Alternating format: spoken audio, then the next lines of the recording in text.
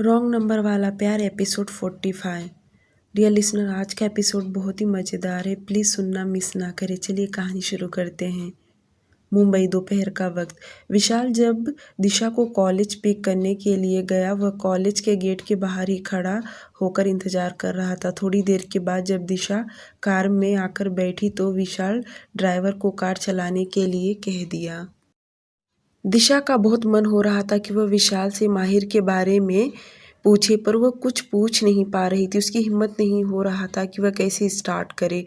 वहीं बातों ही बातों में माहिर ने दिशा से पूछा कि उसकी स्टडी कैसी चल रहा है और उसके एग्ज़ाम्स कभी हैं।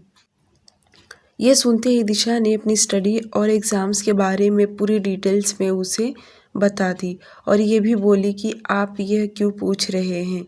जिसे सुन विशाल ने कहा, मैं इसलिए पूछ रहा हूँ क्योंकि सर तो आज लड़की देखने के लिए गए हैं और बहुत जल्द उनकी शादी होने वाला है। इसलिए मैं पूछ रहा हूँ ताकि आपका एग्ज़ाम्स हो जाए और आप फ्री हो जाएंगी तो शादी अटेंड करने में ज़्यादा मज़ा आएगा।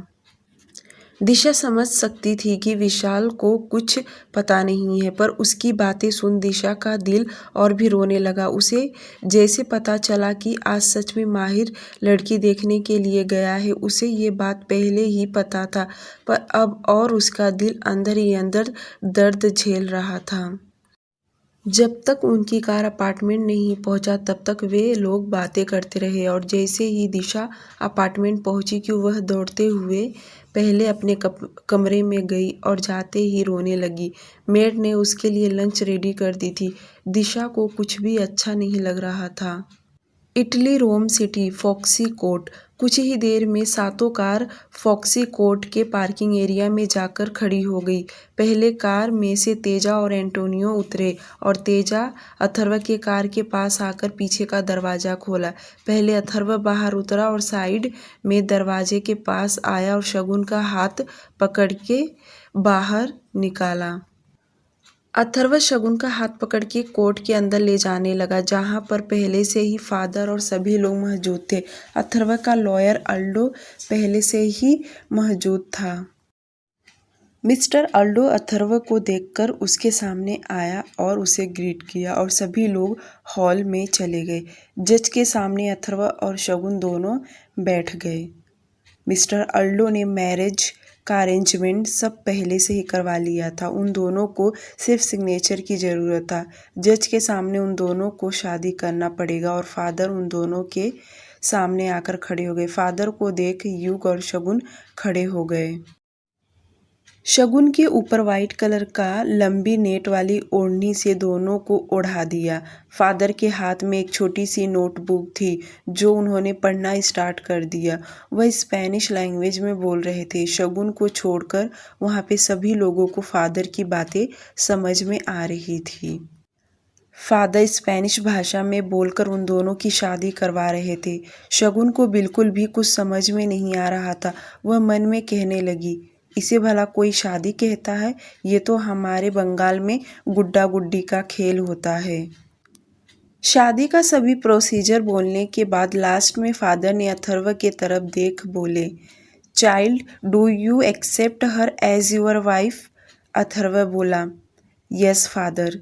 यह बोलते वक्त अथर्व के चेहरे पर दुनिया जहां की खुशी नजर आ रही थी। वह शगुन को देख क्रीपी स्माइल भी किए जा रहा था। फादर ने शगुन के तरफ देख बोले, child, do you accept him as your husband? यह सुन शगुन ने कुछ कहा नहीं, बल्कि वह अथर्व को देखने लगी। अथर्व अपनी आंखों से उसे इशारा कर रहा था और शगुन को भी पता था कि अब वह जिस जगह पर खड़ी है वहाँ उसका ना कहना उसके लिए बहुत बड़ी सजा बन सकती है। इसलिए वह लंबी सांस ली और हिम्मत जुटाकर बोली, यस। शगुन के मुंह से हाँ सुनते ही अथर्व तो खुशी का ठिकाना ही नहीं रहा और वह तुरंत हंस दिया। दोनों का हाँ सुनकर फादर ने कहा, now both of you put rings on each other. Atharva के पास तेजा और एंटोनियो खड़े थे। तेजा ने तुरंत रिंग अथर्व के हाथ में दिया। अथर्व ने तुरंत रियल डायमंड रिंग शगुन के हाथ में पहना दिया और दूसरा बॉक्स एंटोनियो शगुन के हाथ में दिया। शगुन ने भी अथर्व को रिंग उसके हाथ में पहना दी। एक साथ में सभी लोग तालियां बजाने लगे। फादर ने दोनों को कॉन्ग्रेचुलेशन विश किया। सभी लोग एकाएक करके उसे बधाई देने लगे और दोनों का फोटो निकाल रहे थे। उसके बाद मिस्टर अर्लो ने मैरिज सर्टिफिकेट उनके सामने रख दिया। दोनों ने उस पर सिग्नेचर कर दिया, जहां पर कोर्ट का फॉर्मेलिटीज़ चालू हो गया और थोड़ी ही देर में उन्हें मैरिज सर्टिफिकेट मिल गया। अथर्व शगुन का हाथ मजबूती से पकड़ के उसके कान में धीरे से कहा, now we are looking perfect couple made for each other. ये सुनते ही शगुन ने अपना मुंह फेर ली और अथर्व उसका हाथ पकड़ कार के पास लेकर गया और कार में दोनों बैठ गए। थोड़ी देर में उनकी कार विला के लिए रवाना हो गया। अथर्व ने अभी भी शगुन का हाथ नहीं छोड़ा नहीं था। शगुन अथर्व से नज़र हटाकर खिड़की से बाहर की ओर देख रही थी और अथर्व ने उसका चेहरा पकड़ के अपने तरफ किया तो इस वक्त शगुन की आंखों में आंसू थे। वह खुलकर तो नहीं रो रही थी, पर उसे देख पता चल रहा था कि वह अपने आंसुओं को दबा के रखी है। जब अथर्व ने उसके जबड़े को पकड़कर अपनी तरफ किया तो शगुन ने झट से अपना मुंह दूसरी ओर फेर ली। उसका ऐसा रवैया देख अथर्व को गुस्सा आने लगा था और उसने वापस मजबूती से उसका चेहरा पकड़ के अपनी तरफ किया और बोला, बस अब और नहीं। अब तुम बार बार मुझे इग्नोर नहीं कर सकती हो। अब तुम्हें इस चेहरे को हमेशा हमेशा के लिए देखना पड़ेगा, यहाँ तक कि मरते दम तक मुझे यूं ही देखती रहोगी। अब तुम मुझे नज़र नहीं फेर सकती। मिसेस शगुन अथर्व अडानी।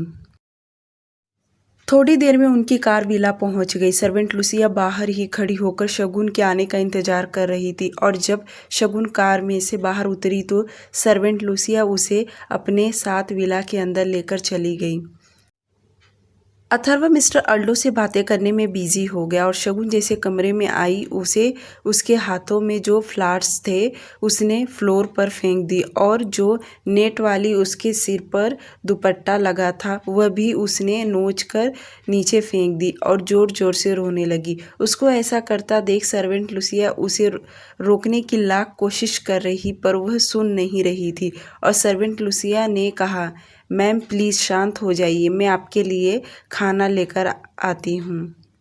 इतना बोल सर्वेंट लुसिया कमरे से बाहर निकली और दौड़ते हुए सीढ़ियों से नीचे आई और खाने की ट्रॉली लेकर जाने लगी। उसके साथ 2 हाउसकीपिंग थे क्योंकि खाना पूरा बंगाली डिश से बना था। यहाँ तक कि बंगाली मिठाई भी मंगवाई गए थे जो कि शगुन को सबसे ज़्यादा पसंद थी।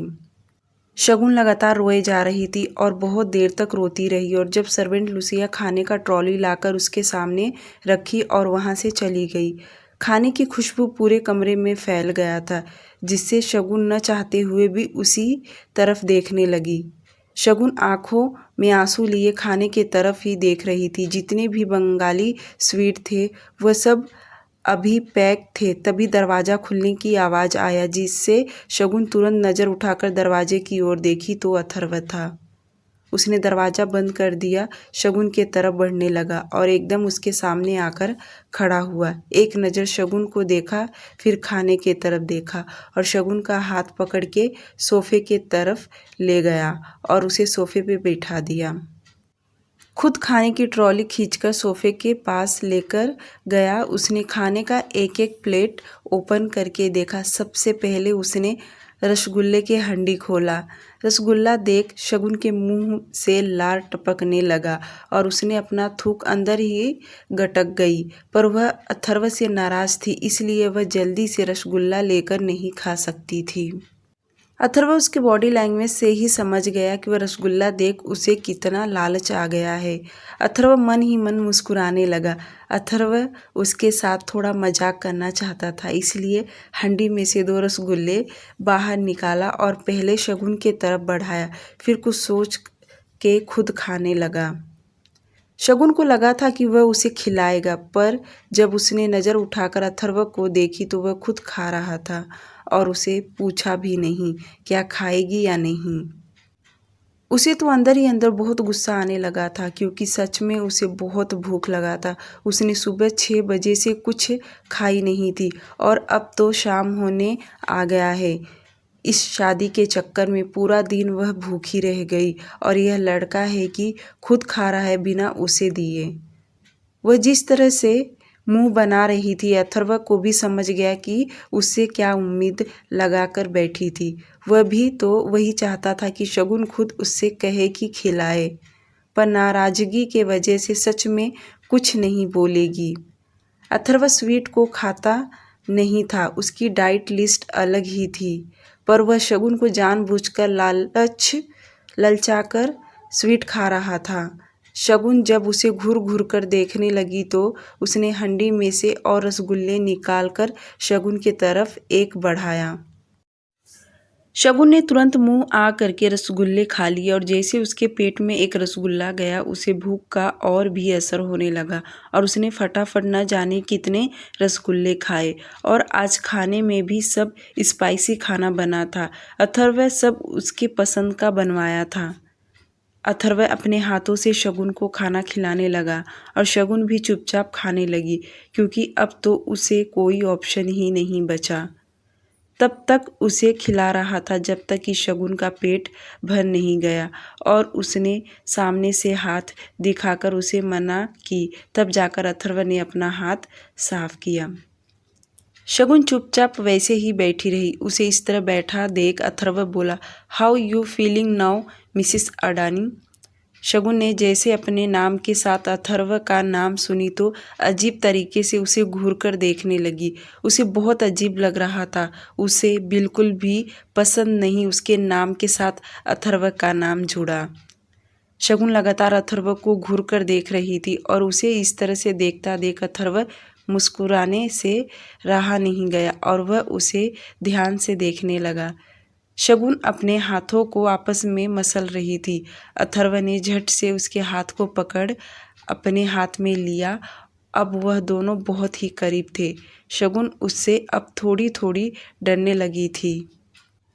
अथर्व बहुत ही कोल्ड वॉइस में बोला, तुम्हें पता होगा ना आज के दिन क्या क्या होता है। अथर्व की बातें सुन शगुन नासमझी से बोली, मुझे यहाँ का रीति रिवाज नहीं पता क्या क्या होता है। उसकी इतनी मासूमियत भरी बातें सुन अथर्व फिर से मुस्कुरा दिया और उसके जिस हाथ में रिंग पहनी थी उस पर किस करते हुए बोला, ओह रियली तुम्हें कुछ नहीं पता। अच्छा तो ये बताओ तुम्हारे बंगाली में शादी होने के बाद क्या क्या होता है। यह सुन शगुन झट से अपना हाथ अथर्व के हाथ से खींच ली और फर्स्ट फिंगर मुंह में दबाते हुए नाखून दबाते हुए सोचने लगी। उसको इस तरह सोचता देख अथर्व सच में आज बहुत मुस्कुरा रहा था। सच में यह लड़की बहुत ही मासूम है। यह बात तो अथर्व बहुत पहले ही जानता था। शगुन को याद आया और उसने बताना स्टार्ट की। पहली बात तो हमारे यहाँ शादी आधे घंटे में नहीं होता है, उसके लिए तो 3-4 दिन से चालू हो जाता है और बहुत कुछ होता है जो मैं गिना नहीं सकती। अथर्व फिर बोला, इंडिया में तो 3-4 दिन पहले से ही चालू हो जाता है, पर यह बताओ जब शादी हो जाता है उसके बाद क्या होता है। उसके बाद का तो मुझे नहीं पता, क्योंकि मेरी दीदी की जब शादी हुई थी, शादी होने के बाद वह चली गई। उसके बाद का मुझे कुछ नहीं पता। उनके घर पर क्या हुआ वह मैंने कुछ नहीं देखी।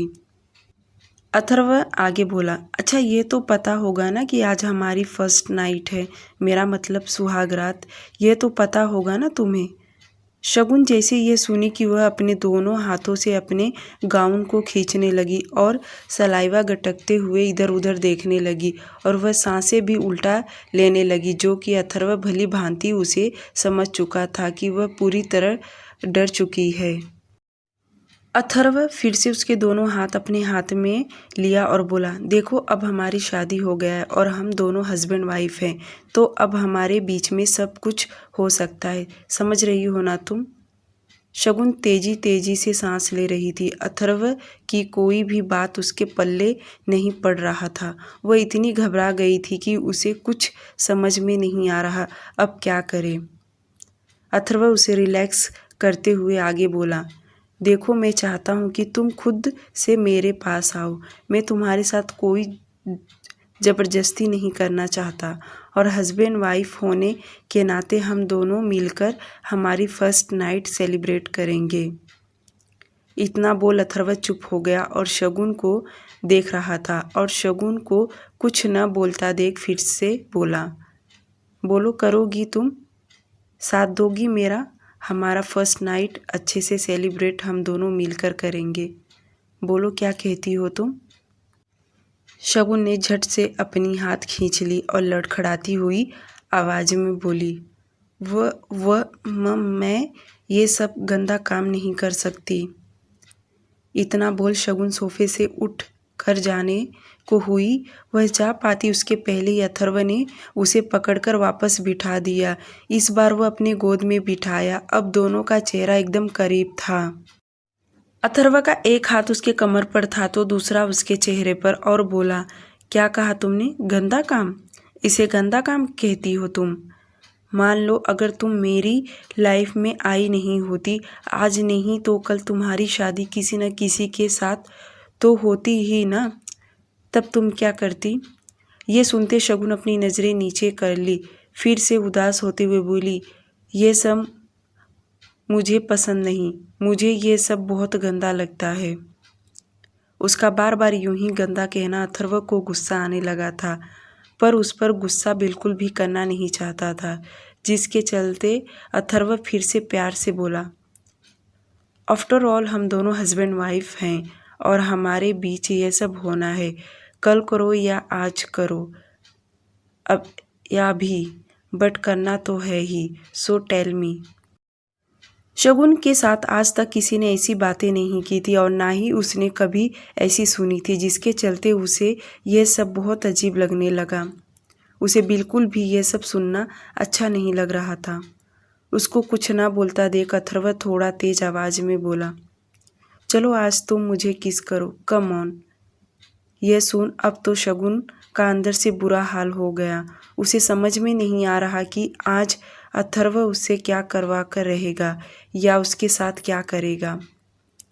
वह कुछ भी सोच समझ नहीं पा रही थी, क्योंकि एक के बाद एक अथर्व कुछ न कुछ उससे बोले जा रहा था, जिसे सुन उसकी हार्ट बीट बढ़ रही थी।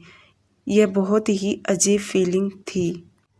शगुन एकदम मायूस होकर बोली, आप ये सब क्यों कर रहे हैं? आपने कहा तो मैंने कॉन्ट्रैक्ट पेपर पर सिग्नेचर कर दी। आपने कहा तो मैं शादी कर ली। आपने जो कहा वह सब की, पर मुझसे ये सब नहीं होगा। ये सुनते ही अथर्व थोड़ा गुस्सा करते बोला, अगर तुम मेरी सारी बातें सुनती तो शायद मुझे इतना कहना नहीं पड़ता। क्या तुम भूल गई हो कॉन्ट्रैक्ट पेपर में क्या क्या लिखा था कि तुम मेरी सारी नीड्स पूरा करोगी? यहाँ तक कि साफ साफ शब्दों में लिखा था कि मैं तुम्हारे साथ जब चाहूँ तब फिजिकल हो सकता हूँ। क्या भूल गई तुम? ये सुन शगुन की आंखों में आंसू आ गए, जो कि अथर्व ने देख लिया और शगुन अपने मन में सोचने लगी, सही तो कह रहा है, ये मेरे साथ अब कुछ भी कर सकता है। उसे भी ये बात तो अब अच्छे से समझ गया था कि अथर्व उसका पति है और वह उसके साथ ये सब कर सकता है। अथर्व के ज़्यादा फोर्स करने पर शगुन धीरे से थोड़ी सी अपना फेस ऊपर की और जल्दी से अथर्व के गाल पर किस कर दिए। उसकी ऐसी हरकत पे अथर्व सच में हंसे या रोए और अपनी उंगली होंठ पर रखते बोला, यहाँ पर किस करो। मुझे नहीं आता, शगुन ने सपाट लहजे में बोल दी।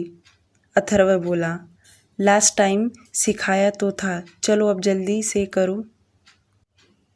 अथर्व उसे बहुत फोर्स कर रहा था और जो आंखों से डेविल लुक दे रहा था, जिसे देख शगुन सच में डरने लगी और वह अपने आप को अथर्व के सामने कमज़ोर समझने लगी। जैसे उसने अपने होंठ अथर्व के होंठ पर रखी कि अथर्व पीछे से उसके गर्दन को पकड़ के किस करने लगा।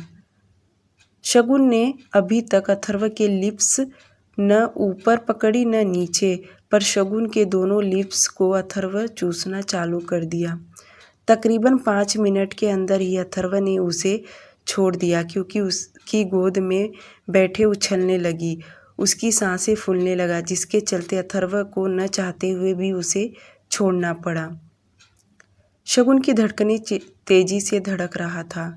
जोर जोर से सांस लेने की वजह से उसका ब्रेस्ट अप डाउन हो रहा था और अथर्व का नज़र उसी पर था।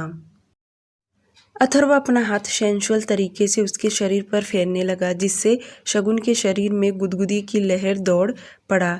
शगुन के लिए ये फीलिंग्स बहुत अजीब थी। शगुन अथर्व की आंखों में देख रही थी। अथर्व आगे बोला, क्या अब तुम मेरी होने के लिए तैयार हो? Have a sex with me. आज अथर्व के एक एक कहे गए शब्द से शगुन सिहर रही थी। उसकी एक एक बातें सुन शगुन एकदम से घबरा गई थी। उसे एक भी शब्द बोला नहीं जा रहा था।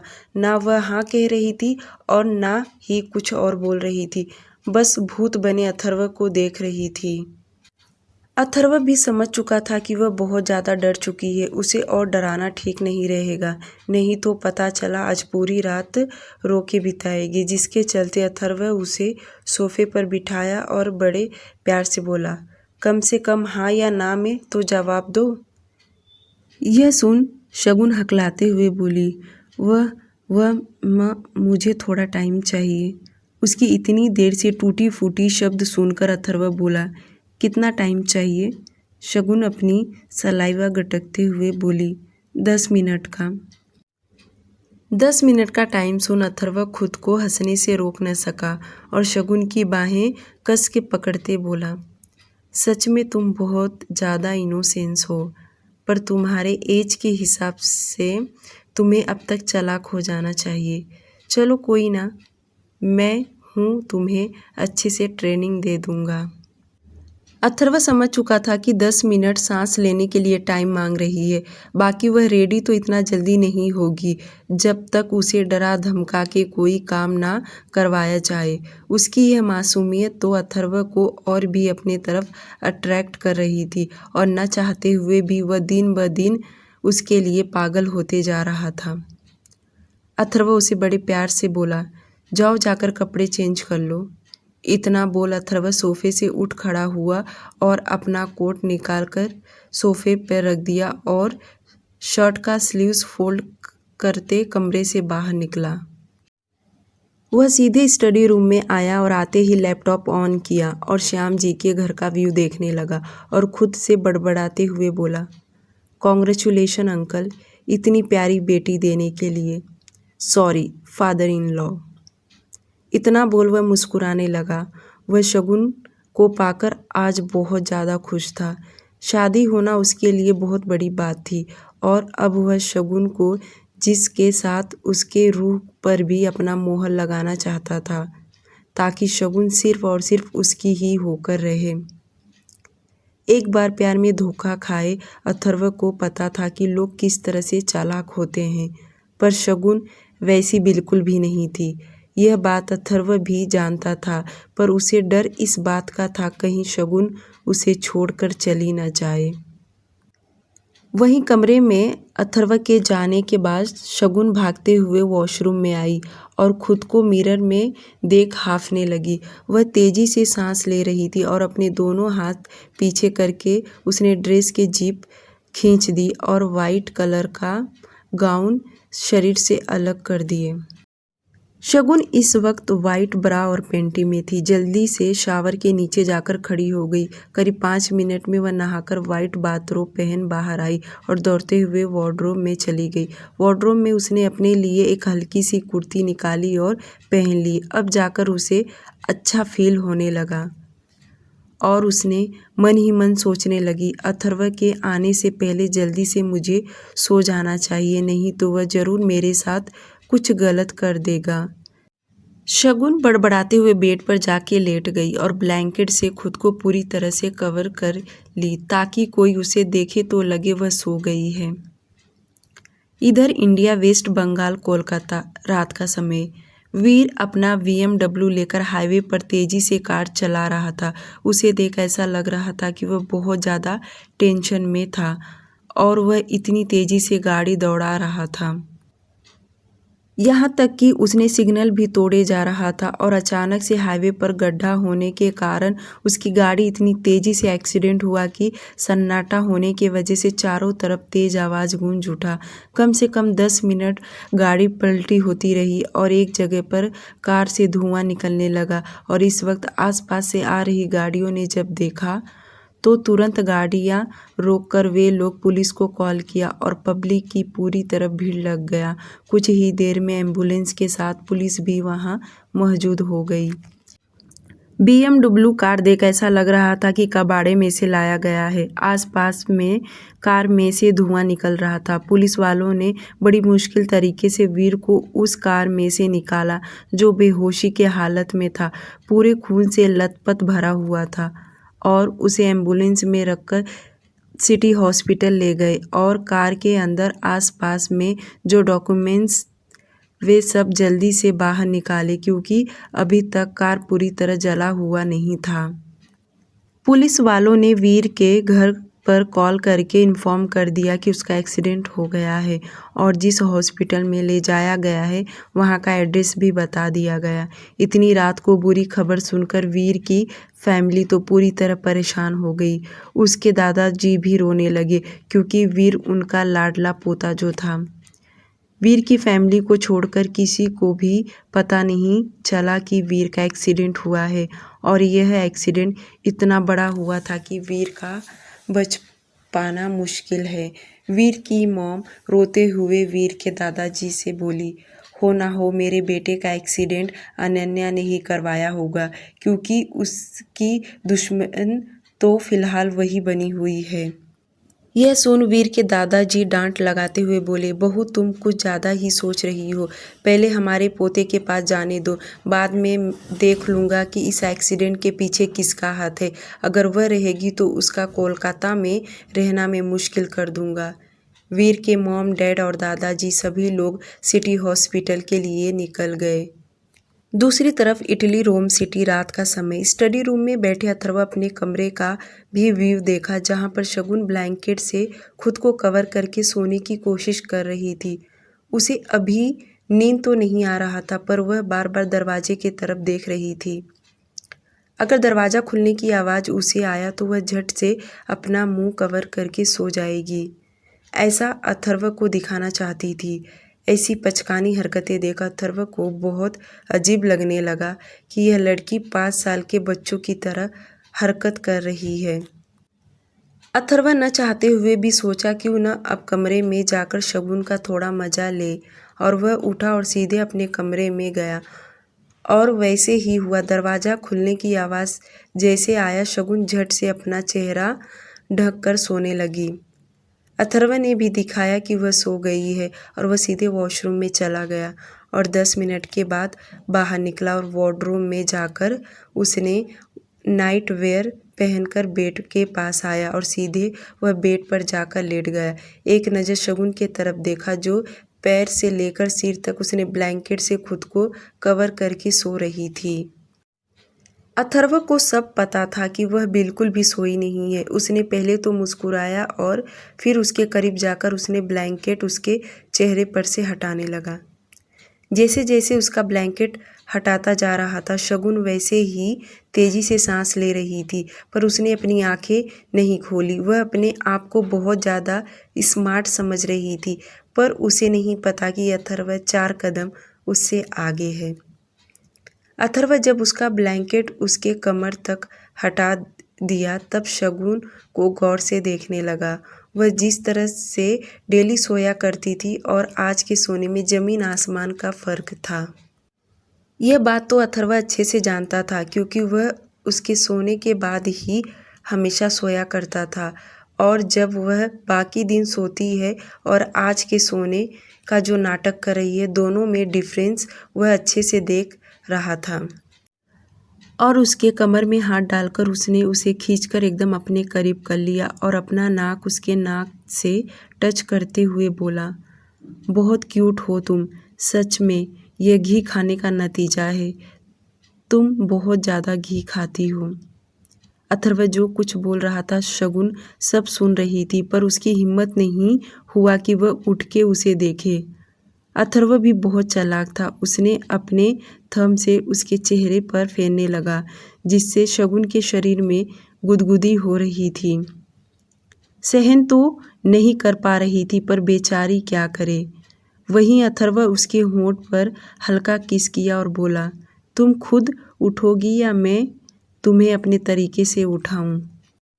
शगुन बेचारी इतना डर गई थी कि तेजी से सांस ले रही थी, जिससे उसका ब्रेस्ट अप डाउन हो रहा था और अथर्व का नज़र वहीं जा टिका।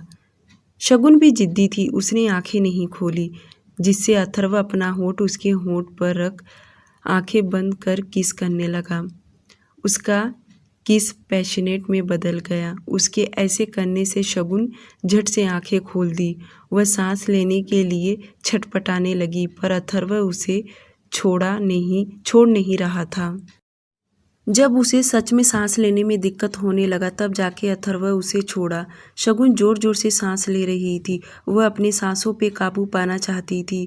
उसकी यह हालत देख अथर्व मुस्कुरा दिया और बड़े प्यार से बोला, तुम किसे बेवकूफ़ बना रही थी? तुम्हें क्या लगा मुझे नहीं पता चलेगा? तुम अभी तक सोई नहीं हो। यह बोलते वक्त अथर्व अपनी उंगली उसके चेहरे से फेरते हुए गर्दन तक लाया और गर्दन से नीचे नीचे बढ़ते जा रहा था, और जब वह उसके ब्रेस्ट तक आया तब तक शगुन ने उसकी उंगलियों को पकड़ ली। शगुन उसकी उंगलियों को पकड़ते हुए बोली, आप ये सब क्यों कर रहे हैं? मुझे ये सब नहीं पसंद। प्लीज़ ये सब यहीं रोक दीजिए। क्या कहा तुमने? ये सब क्यों कर रहा हूँ? क्योंकि हम दोनों हस्बैंड वाइफ हैं, और ये बात तुम जितना जल्दी एक्सेप्ट कर लो उतना ही तुम्हारे लिए ठीक होगा। मैं यही चाहता हूँ कि तुम खुद मुझे अपनाओ, ना कि मैं तुम्हारे साथ कोई ज़बरदस्ती करूँ। इतना बोल अथर्व चुप हो गया। वहीं थोड़ी देर बाद अथर्व अपना चेहरा उसके गर्दन में छुपा लिया। वह कुछ कर नहीं रहा था, बल्कि आंखें बंद करके यूं ही उसकी नेचुरल खुशबू ले रहा था।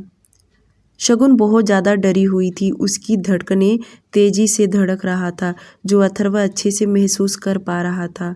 पर उसे शगुन के करीब रह के सुकून मिलता है। अथर्व ने अपना पूरा का पूरा भार उस पर डाल दिया था।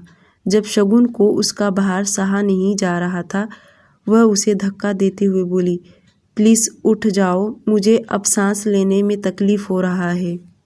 यह सुन अथर्व अपना चेहरा थोड़ा सा ऊपर किया और शगुन को गौर से देखने लगा, जो कि उसे ही देख रही थी। मैं तुम्हारे साथ फिजिकल होना चाहता हूँ, क्योंकि अब तुम मेरी वाइफ हो। अब तुम वर्जन नहीं रहोगी।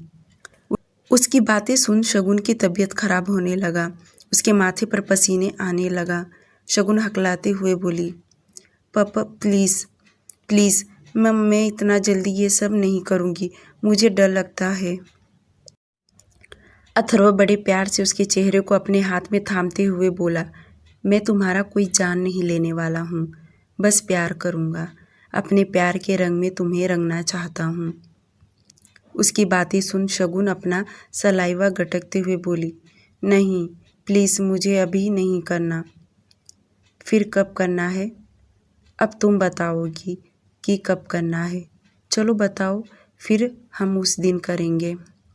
शगुन झट से अपनी हाथ आगे की, 5 उंगलियां आगे की। उसे देख ऐसा लग रहा था कि वह उंगलियां काउंट करने वाली है, पर वह कुछ रिएक्ट कर पाती उसके पहले अथर्व बोल पड़ा, 5 दिन? 5 दिन के बाद?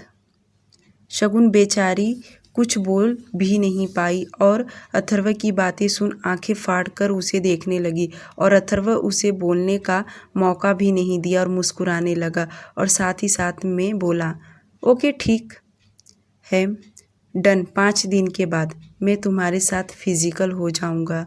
अब सो जाओ तुम।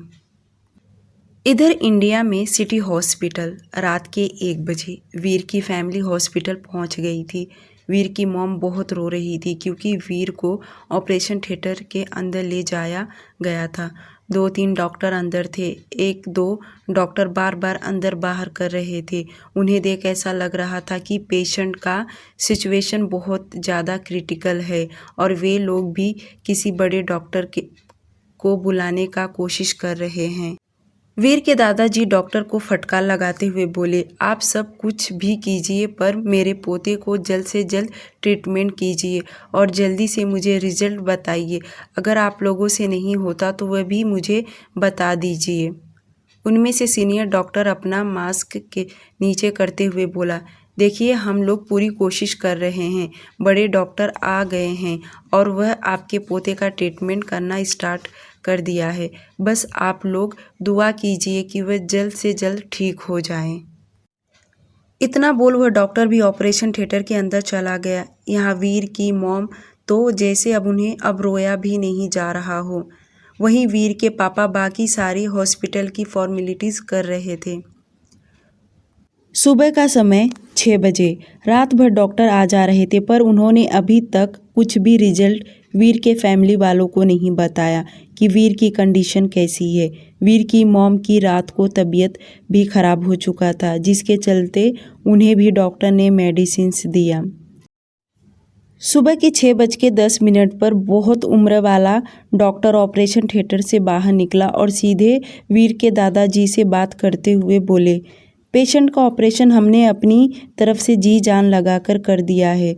बस देखना ये है कि उन्हें होश कब आता है। बस आप सभी लोग भगवान से दुआ मांगिए कि वह जल्द से जल्द होश में आ जाए। डॉक्टर की बातें सुन वीर के दादाजी को थोड़ी राहत मिली कि ऑपरेशन तो सक्सेसफुल रहा है। बस वह हौसला नहीं छोड़ने वाले थे। उन्हें पूरा भरोसा था कि उनका पोता ठीक हो जाएगा। वह रॉक ग्रुप। ऐसे ही वक्त बीतता चला गया। 9 बजे से ही एक एक करके सभी एम्प्लॉयज़ कंपनी के अंदर आ रहे थे और सभी लोगों ने अपना काम करना शुरू कर दिया। ऑफिस में राशि भी आकर अपना काम कर रही थी। किसी को भी पता नहीं था कि वीर का एक्सीडेंट हुआ है। 10 बजे के बाद राशि वीर के कैबिन में गई तो वीर अभी तक आया नहीं था। वह उसके आने का इंतज़ार कर रही थी क्योंकि आज भी बहुत सारे मीटिंग के शेड्यूल बनाए गए थे। धीरे धीरे दोपहर के 12 बज गए पर वीर अभी तक नहीं आया। राशि परेशान होने लगी क्योंकि एक मीटिंग 11 बजे की थी जो अब मिस हो गई। राशि 1-2 बार मोहित के कैबिन में भी ताक झाँक की पर मोहित भी दिखाई नहीं दिया। फिर उसने मोहित को कॉल लगाई।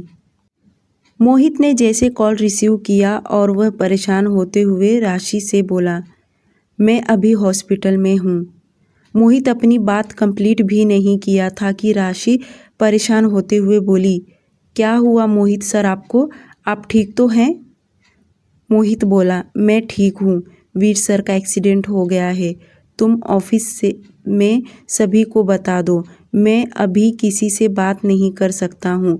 मुझे भी सुबह ही पता चला है और मैं सीधे हॉस्पिटल आया हूँ।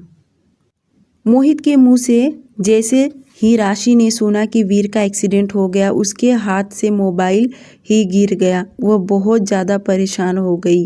कैसे अचानक से वीर का एक्सीडेंट हो गया?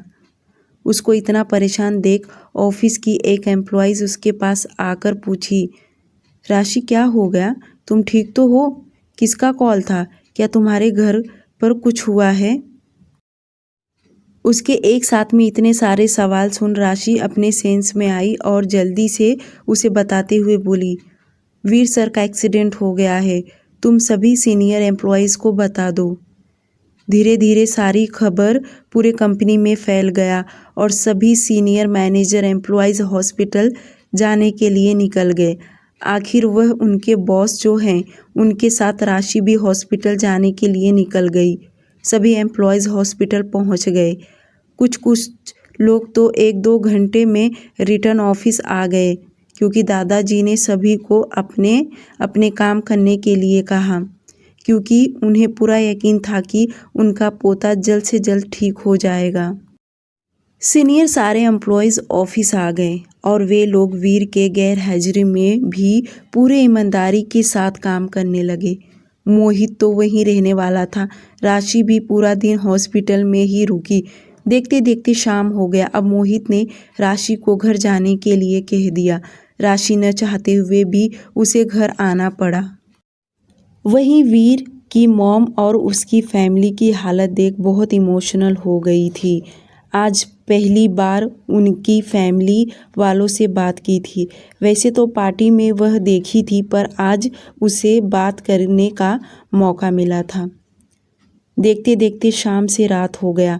रात भी गहरी रात में बदल गया, पर अब तक वीर को होश नहीं आया था। करीब रात के 2:05 पर वीर को होश आना शुरू हो गया।